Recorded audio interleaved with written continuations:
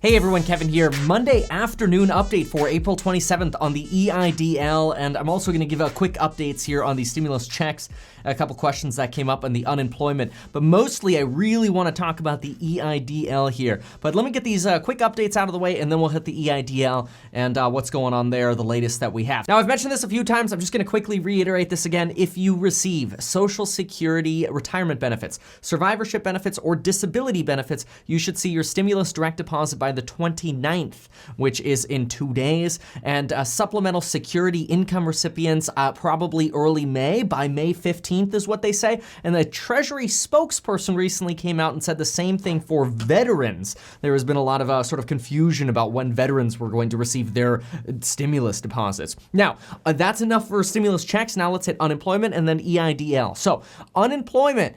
A lot of folks are sending me screenshots and messages saying, hey, I'm trying to apply for the Pandemic Unemployment Assistance Program, but it says I'm not eligible. What do I do? Well, in a lot of these cases, you actually, in a weird way, you have to apply for the regular unemployment insurance, get denied, and only after you get denied for the normal unemployment insurance can you then have access to the $600 per week pandemic unemployment and the state's benefit, which, remember, the state benefit goes up with your income. So you get the state benefit for 39 weeks and pandemic unemployment insurance, which you can have with the PPP. I did a whole video and I gave you all a big spreadsheet breaking down how to get the EIDL, the PPP, and the PUA, the unemployment assistance, all together and use all of that, and even how to mix in the employee retention credit. So watch that video. It's a very, very detailed walkthrough on everything. There are also 2 notes of correction for that video. One, it looks like if you're an S corporation, you might be limited by most banks to whatever you actually claim as a payroll rather than a distribution,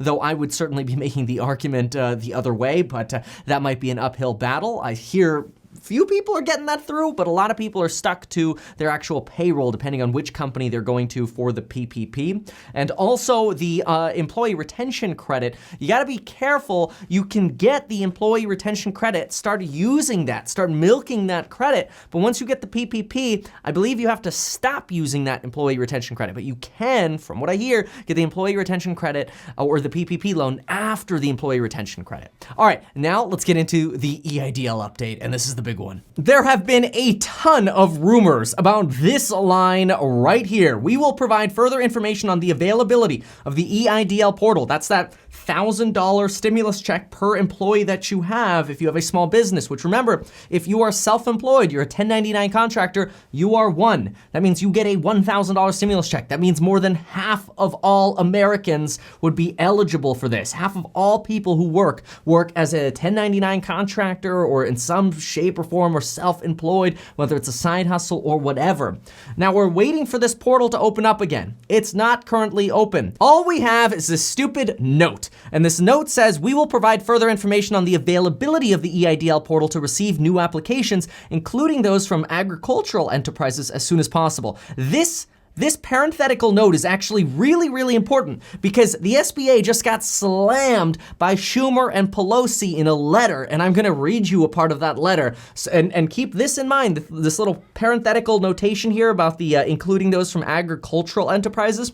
The SBA, basically, by putting that little parenthesis part there, is saying, yeah, okay, we know we got in trouble by Pelosi and Schumer, we're working on it, okay? We're dealing with the PPP, which, by the way, the PPP system has been having one heck of a morning. It opened up at 10:30 minutes after the system opened up. It started collapsing and people weren't able to get loans submitted with their lenders. And within an hour, the entire system almost completely collapsed. Now lenders are limited to how much money they can actually submit or how many applications they can even submit to the SBA. I think lenders can only submit $60 million per lender to the SBA. So what does this mean for you? If you are wanting to get the PPP, just a quick note since we're on the topic of the SBA, if you want the PPP, make sure you are applying with some smaller banks as well, just to kind of hedge your bets. So, if PayPal ain't working, maybe go to Cabbage, okay? If Cabbage ain't working out for you, or you already applied at Cabbage, maybe you want to hit up that local credit union. Usually, good tip, by the way, you want to Google loan officer and then the name of the credit union. So quick example, you might type into Google credit unions Ventura County and go, oh, there's Bank of the West, and then you might type in loan loan officers for Bank of the West. Oh, there's Marie. Oh, maybe I could call her directly or email her directly. Maybe they can help me out or point me in the right direction.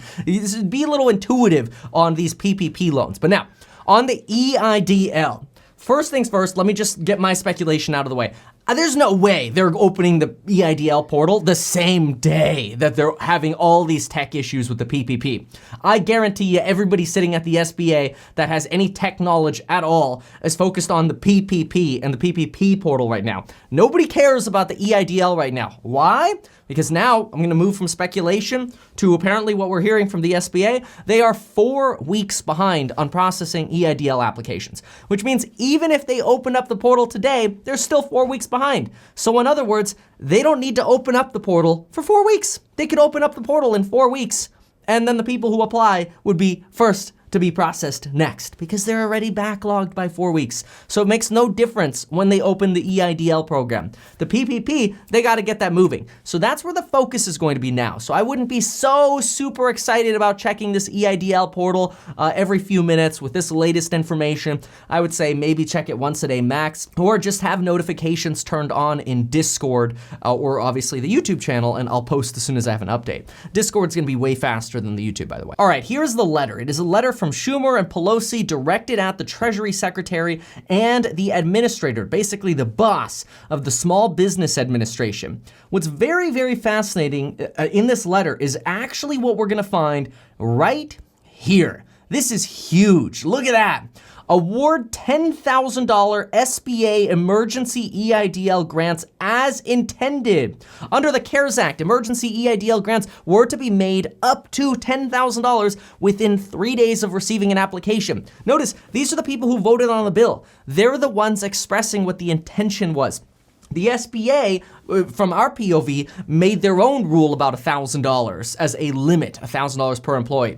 And then, of course, I mean, this makes sense, but we've got Democrats here saying that it was the Trump administration that used its discretionary authority to severely limit these awards, permitting businesses to claim just $1,000 per employee. That's possible. Maybe that could be true. After all, they have more knowledge than we do. So maybe it was the Trump admin that when the SBA is like, hey, we're out of money, like we can't handle all this, the Trump admin's like, okay, well then just do, some dude at the, I could imagine this. All right, well then just give him $1,000 per employee and shut him up for now or something. Like I could see that happening, okay? And when I say shut him up for now, I'm not trying to be like derogatory or say anything bad about any side. Like I'm not wanting to be political.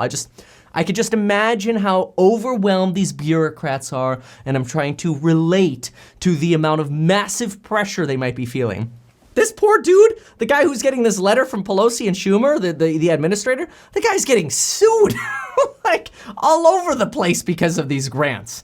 I'm like, could you imagine going from like everything's just business as normal to all of a sudden you're getting sued and letters for it? Like, wow. I mean, it's his job, so whatever. But anyway, this means that currently as a sole proprietor family-run business with only 2 or 3 employees, you can't get the full $10,000 allowed under statute. When the SBA chose to place arbitrary limits on award amounts and ration available funds rather than request new appropriation, it failed small businesses and small private nonprofits that had counted on these funds. With the new $10 billion in funding, blah, blah, blah, basically what they're saying, you need to start giving people the full $10,000. Remove the limits imposed and give the people the full $10,000 grants. Then it's very important that if you run out of money, ask us. Let us know as soon as you run out of money rather than just arbitrarily deciding to give people less money. That's not the point. And remember how I told you to keep in mind like the little part in parentheses about ag? Well, here it is. Agricultural enterprises, they want a rule change over here that the SBA should update its guidance and clarify that agricultural enterprises also qualify. And remember, they said that in parentheses, like we'll also give you updates on agricultural enterprises. So to me, this is like a sign that the SBA got this letter and they're like, okay, all right, well, our PPP's falling apart and everything's going to crap and you want us to give an update to ag people and open up the applications, but we're 4 weeks backlogged anyway. All right, here's the change to the SBA website. That's my guess in terms of what's going on. But folks, this is really, really good because this also, by the way, is leverage for the Democrats over the Republicans when this next phase of stimulus comes out. The Democrats are like, yo, bro, we had a bipartisan deal that small businesses were supposed to get $10,000 grants, not $1,000 grants. And now what? You guys limited this, or somebody limited it down to $1,000 per employee. That's not what was intended. But anyway, this is a two-folded update here. Number one, we know that we're probably 4 weeks behind on seeing EIDL $1,000 checks. And it also gives hope that in the future, we actually might see those $10,000 checks we're kind of technically entitled to, or we're supposed to get, but kind of got shafted on. Again, not making a political statement. I'm just saying the law said $10,000, and all of a sudden everybody ended up with $1,000 per employee. I got it. Like, we all adjusted to it. And then we all got our $1,000 per employee for those of us who applied, most of us. And again, we're still a 4-week backlog. A lot of people have already gotten paid out. And I get emails every day from people that are like, hey, thank you. I just got my deposit today. Like, still today, on Monday the 27th, people are still getting the deposits. So if you applied earlier and you still haven't gotten your funding, it's coming. Like, this, it's good, it's coming. But wow, okay, interesting update. So folks, there you have it. There you have the latest on the stimulus package and the EIDL and some of the other information. Make sure to get your 2 free stocks with Webull in the link down below. Deposit $100, get 2 free stocks with Webull, valued up to $1,400. Get your quote for life insurance, and of course, join me in my programs in the links below. Use that coupon code. Thank you so much. Have a great day.